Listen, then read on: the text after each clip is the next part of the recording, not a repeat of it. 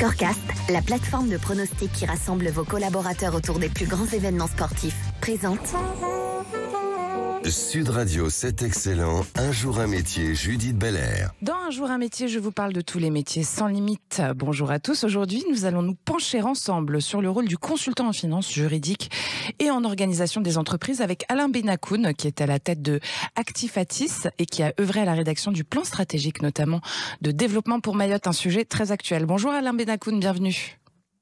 Bonjour Judith, merci. Avec plaisir. Alors Alain Benakoun, déjà pour commencer, qu'est-ce que ça implique exactement d'être un consultant spécialisé tel que vous et qui conseillez-vous à part, en l'occurrence, quand vous œuvrez à la rédaction d'un projet tel que celui que vous avez mis en place pour Mayotte?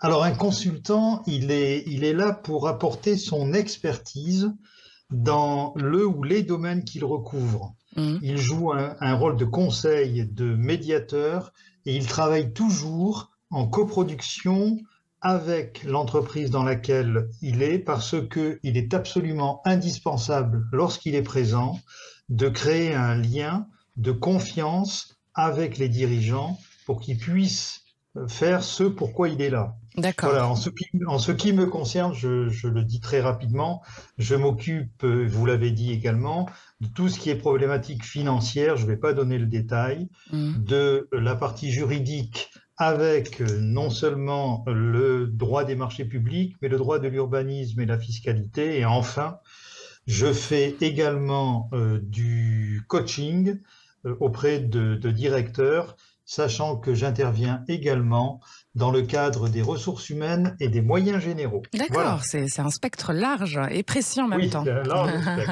absolument. Alors, vous avez rédigé, Alain Benakoun, en partie, je le disais, le plan stratégique de Mayotte, qui est appliqué depuis cet hiver, novembre 2022.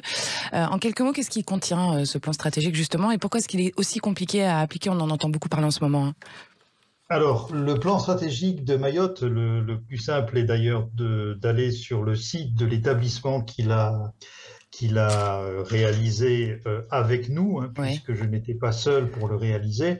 Ce que je peux vous dire, c'est que, et c'est surtout son directeur, qui s'appelle Yves-Michel Donard, qui est en mesure de vous donner le contenu exact de ce plan. Mais ce que je peux vous dire, c'est que dans ce cadre, nous avons répondu à un marché public que nous avons donc obtenu, qui avait pour objectif un appel d'offres. Voilà, un appel d'offres qui avait pour objectif de la rédaction d'un plan stratégique opérationnel, d'un plan stratégique, mais qu'on appelle un plan pluriannuel d'investissement, qui se rapporte plus à tout ce qui concerne le foncier, et d'un plan qui était plus défini pour l'agriculture. D'accord. Donc, il vous reste peu de temps, Alain Benakoun. N'hésitez pas juste à nous expliquer la difficulté, en quelques mots vraiment, de ce qui se passe à Mayotte en ce moment. Alors, par rapport à tout cela, si vous voulez, la difficulté, on le sait très bien, c'est le problème de l'immigration. Mayotte est une île qui a 374 km², qui est censée, au dernier recensement, être peuplée de 300 000 personnes. Sauf qu'aujourd'hui, avec l'immigration notamment qui provient des Comores, on se retrouve avec une population qui frise les 500 000 habitants.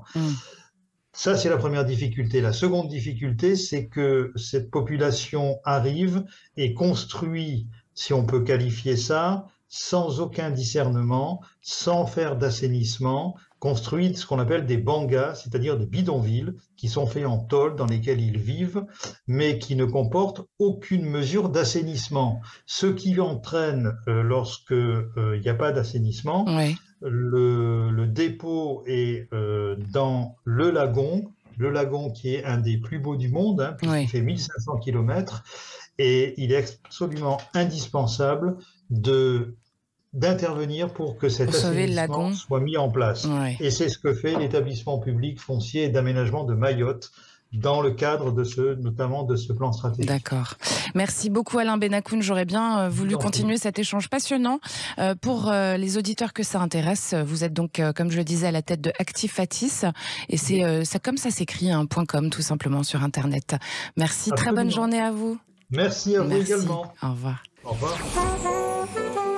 Sud Radio, c'est excellent. Un jour un métier, Judith Belair. Avec Scorecast, la plateforme de pronostics qui rassemble vos collaborateurs autour des plus grands événements sportifs.